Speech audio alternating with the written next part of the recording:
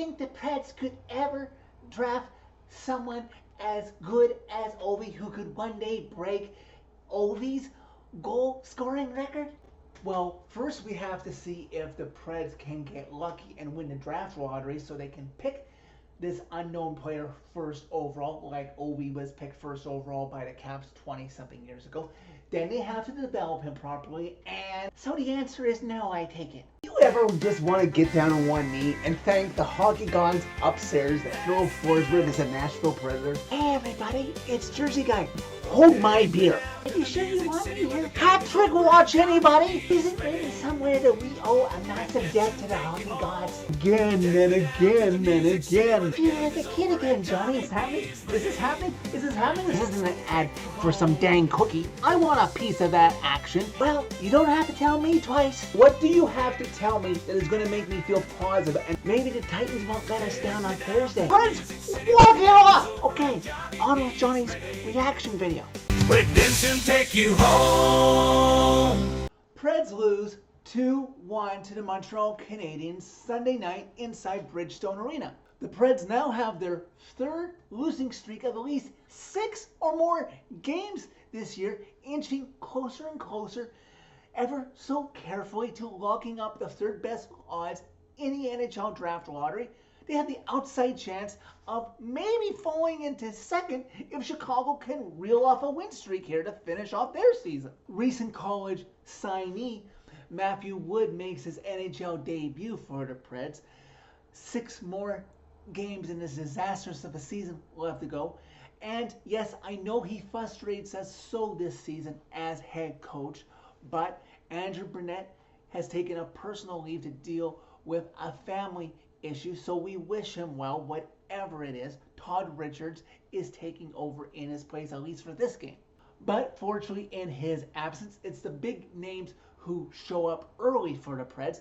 Terrible clear by Matheson in the Habs end of the ice, and Forsberg steals it, sets up Steven Stamkos with the sweetest touch, snaps it, gets it by Jakob Dobes. I hope I'm saying that right.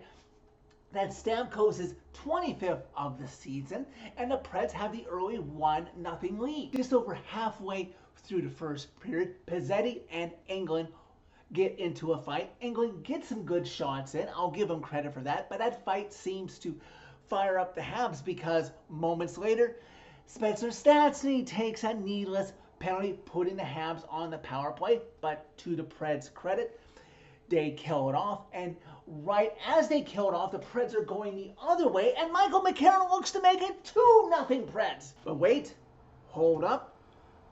Habs coach Martin St-Louis wants the refs to have a look at that, as he believes that Dobes was prevented from being able to reset and make a save. And as we've said so many times this season, Preds Nation, we don't know what is and what isn't goalie interference. But on this one, it appears that Cole Smith prevented the Habs netminder from resetting to make the save.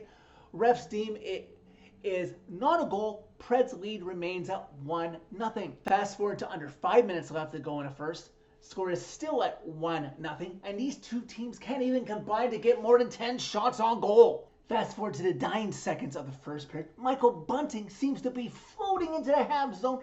Perfect opportunity to get some breathing room going into the first intermission, but somehow, someway, Dobes makes a save.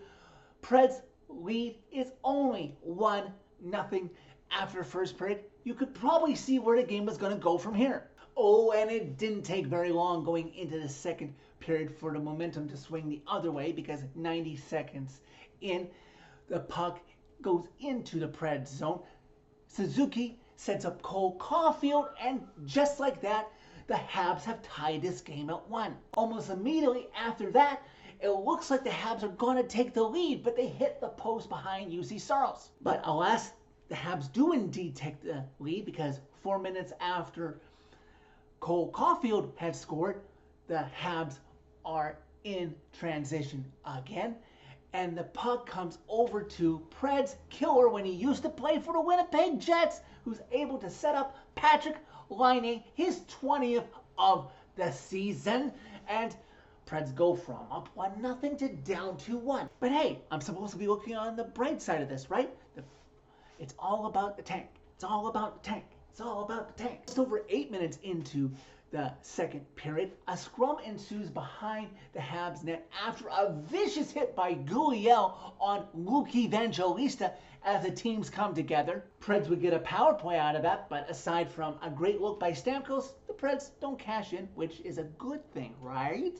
Under 4.5 minutes left to go in the second period, Habs almost extend their lead on the Preds. Cole Caulfield again, but Saros keeps it out. Under 2 minutes left to go in the second period, Gouliel takes a needless holding penalty on Ryan O'Reilly, giving the Preds a late power play. And I happened to text just to let them know, because obviously they know I want the Preds to tank, but I happened to text a few Habs friends of mine. It's like, you might want to tell your coach not to play Gouliel or have him rein it in so he doesn't cost you this game, since the Habs are in the middle of trying to get a wild card spot in the Eastern Conference and the Preds are trying to tank. Fortunately, in terms of the tank, the clock winds down in the second period.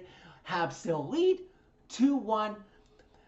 The tank looks safe for now, but the Preds are coming on, outshooting the Habs by quite a margin, as we've seen through 40 minutes. And just wait till you see what they're going to do with the shot totals in the third period. Amazing to think that through 5 minutes into the third period, with the Preds way out of a playoff spot and the Habs fighting to clinch a wild card spot in the Eastern Conference, that in this game, the Preds are outshooting the Habs by almost a 2-1 margin. Pezzetta hooks Brady Shea nearly 8 minutes into that final frame. But of course, you can't count on a Preds power play to do diddly poo. Preds in the Habs zone during that power play. Of course, the Habs are going to give you all the passing lanes your heart desires, but can you possibly shoot it at the net? Habs kill off the penalty, and near its conclusion, there is a skirmish in the Habs crease involving the Habs netminder. Under 8.5 minutes left to go in regulation. Now, Habs get a 3-on-1. Too much focus on passing when they probably could have gotten a good shot off and maybe beaten Saros.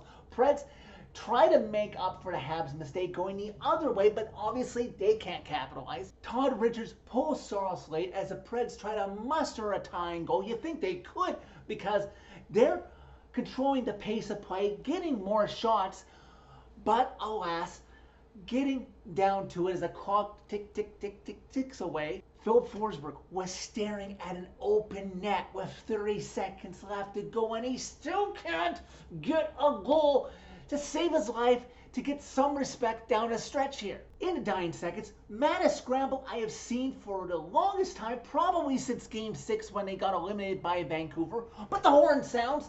Yes, yes, yes, yes, yes, yes, yes. The tank lives on. The Preds lose another game in regulation, and they lose to the Habs mercifully by the final score of 2-1. That was the most nervous I have been, I think, all season, having to do with the Preds tank. They outshot the Habs for a game total of 37-17. But in the end, they manned down. They scored only one goal to increase their chances of not winning. They laid down and they took their loss like a man.